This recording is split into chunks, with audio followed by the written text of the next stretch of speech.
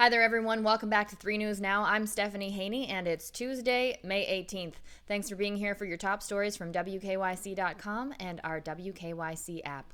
We start with breaking news. One of the beloved actors from the movie Beethoven, Charles Grodin, has passed away. You might remember him as the father, George Newton, in the Beethoven movies, who wasn't too excited about that dog becoming a part of the family.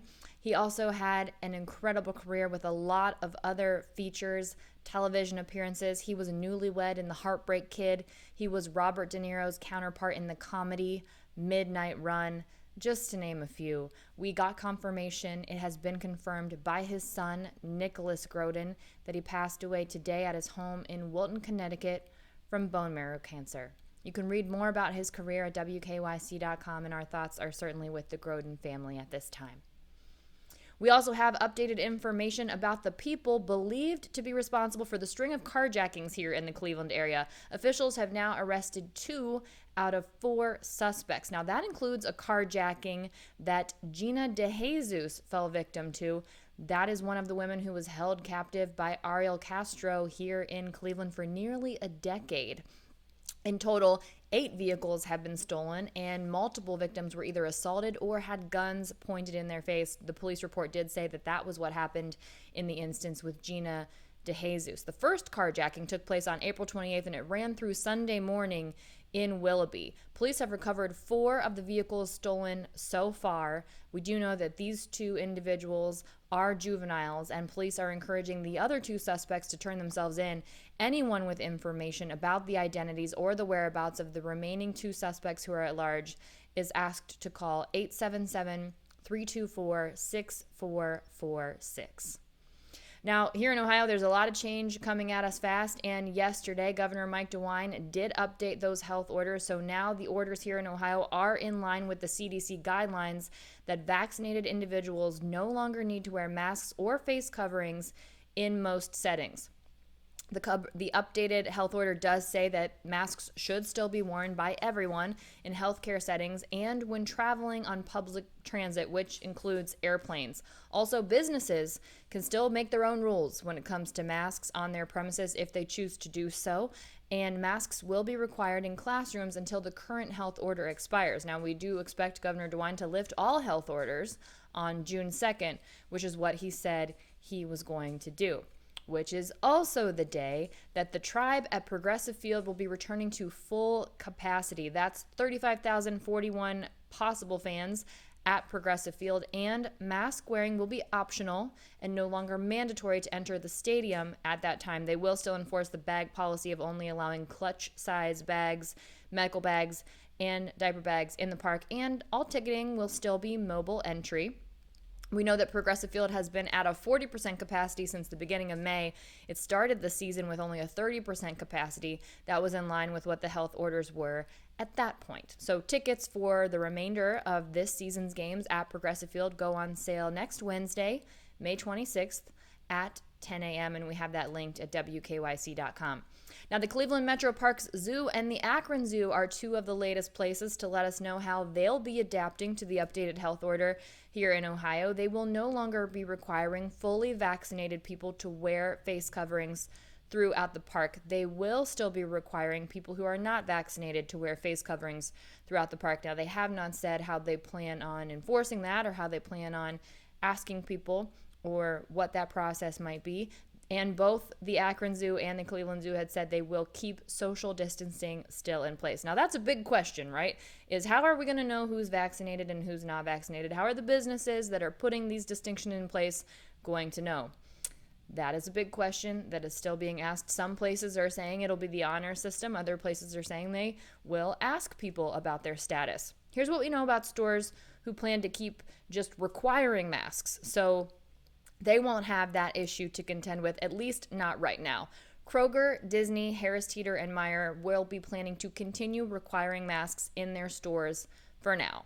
Now, stores that are dropping the mask requirement for customers, it varies on employees, but for customers include Target, CVS, BJ's Wholesale Club, Costco, Walmart, Sam's Club, Home Depot, Kohl's, Publix, Starbucks, and Trader Joe's. If you want to read more about that and read in detail what each of those companies has said about their mask policy, we have that on WKYC.com.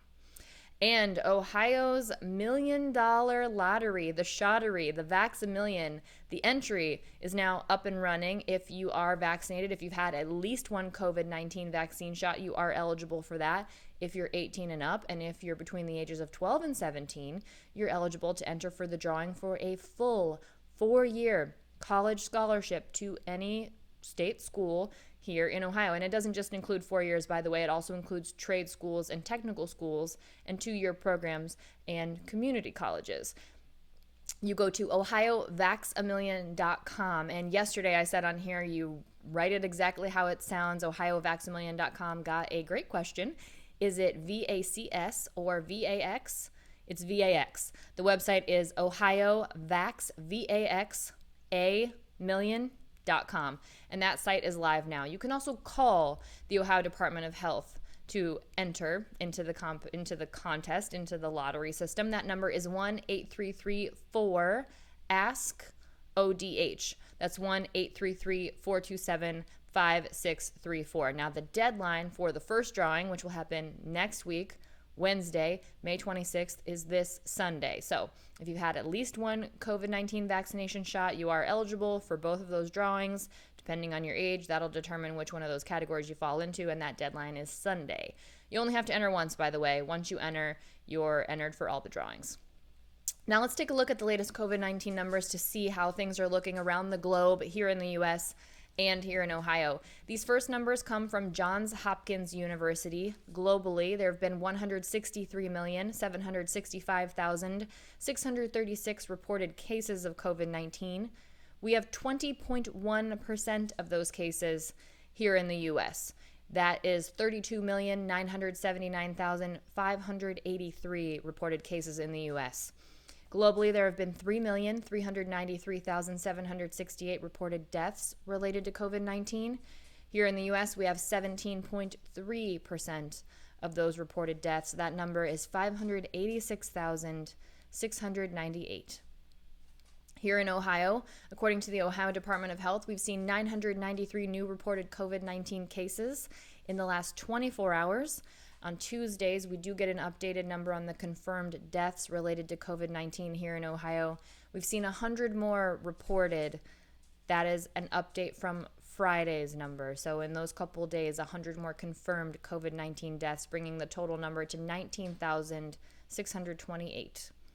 We've seen 118 new hospitalizations in the last day. That's up from yesterday, but the rest of these numbers are down.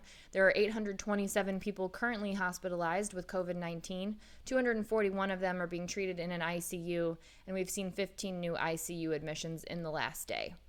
Taking a look at that vaccination picture, which Governor DeWine did say has gone up since the introduction of the Ohio Vax-A-Million Shottery. Here in Ohio, close to 38% of Ohioans have gotten all of their COVID-19 vaccine shots. That's more than 4.4 million people. Close to 22,000 people have, in the last day, gotten that final shot, whether that's the single Johnson & Johnson or their second dose of Pfizer or Moderna vaccines. Close to 43% of Ohioans have started the vaccination process. That's more than 5 million people and more than 22,000 in the last day. Now, as things are opening up and more people are returning back to the office, people are wondering, can your employer require the COVID-19 vaccine, and can they legally ask if you've been vaccinated? Yeah, they can, and a growing number of companies are requiring people get the COVID-19 vaccine. That includes Delta Airlines. They're requiring new employees to be vaccinated, but not their current employees. Here's another example of that happening. The production of the Broadway show Hamilton. All staff and all performers will be required to be vaccinated for COVID-19. They're getting ready to return to live in-person performances in September. Now, a lot of people think that employees don't have to divulge their vaccination status because of HIPAA, Health Insurance Portability and Accountability Act. This applies to health plans and providers, not to employers or businesses where you shop. So it's an incorrect impression that nobody can ask you anything about your medical status. That's just not true from a legal standpoint. They can ask that. What HIPAA does protect is the disclosure of your medical information to be sold and those kinds of things when you give it to your medical provider. Companies, though, should be careful that they are requesting information only on the COVID-19 vaccine, not other medical information, and that's where the Americans with Disabilities Act comes into play. I also did a Legally Speaking segment on this when we talked about if your employer can require you to get the COVID-19 vaccine. And yes, they can. You could potentially lose your job if you're in a place where an employer does require it and there's not an accommodation that can be made if you fall into one of those very small categories where an accommodation would be possible. Now let's talk about something fun before we let you go here. We have our summer fun guide up from Laura DeMarco. She's got your 12 must-do adventures throughout Northeast Ohio in the summer months. Here's just a couple of them. The Tremont Greek Festival is going drive-through this year. It's always Memorial Day weekend, so they're doing it a little bit different. This is on West 14th Street. You can put in an online pre-order, or you can do an in-person order, and it'll be picked up from your car. Head to TremontGreekFest.com, which we have linked at WKYC.com, and the menu, you guys, looks amazing. Baklava, that's what I'm here for. I'm going to be heading to that drive-through Greek Fest to get myself some baklava this Memorial Day weekend. Also, the first annual Freedom Fest. This will be celebrating Juneteenth. Now, Juneteenth, if you're not aware, this is a day to commemorate the emancipation of enslaved people in the U.S. It was first observed on June 19th, 1865. Pay attention to that, 1865, in Texas. This was after the Civil War, and black people were freed from slavery that day under the terms of the 1862 Emancipation Proclamation. So it took 3 years for that information to get to the people in Texas, or for the people in Texas to act on it, and for those people who had been enslaved to finally be freed. So now it's celebrated as Freedom Day is one day for it. And Cleveland's first annual Freedom Fest, which is being presented by Karamu House, will be, and the Downtown Cleveland Alliance and Ingenuity Cleveland, will be taking place on Saturday, June 19th. There'll be music, there'll be dancing, there'll be theater, there'll be pop-ups, spotlighting black businesses and entrepreneurs, and we've got more information linked on that on WKYC.com. And if you love classical music, here's one you need to know about. Blossom is back. After a year-long hiatus, the Cleveland Orchestra will have a 10-week season at Blossom Music Center that starts July 3rd. It runs to September 5th. There'll be 3,500 people allowed on the lawn and 1,500 in the pavilion. The season begins with an American celebration. There'll be Gershwin, Mozart, other favorites, plus a tribute to the Beatles. You can get a season subscription as well and individual tickets. We've got that all linked on WKYC.com. Okay, that's it for your 3 News Now update today for Tuesday, May 18th. I'll see you next up on What's New at 5 p.m. with your trending stories and the Clicking in Cleveland segment, including some of your reaction to the fact that Progressive Field will be going full capacity starting June 2nd. And I'll see you back here tomorrow with more 3 News Now. Between now and then, everyone, stay safe, be well, and enjoy this beautiful weather that we are experiencing again today. I'm Stephanie Haney.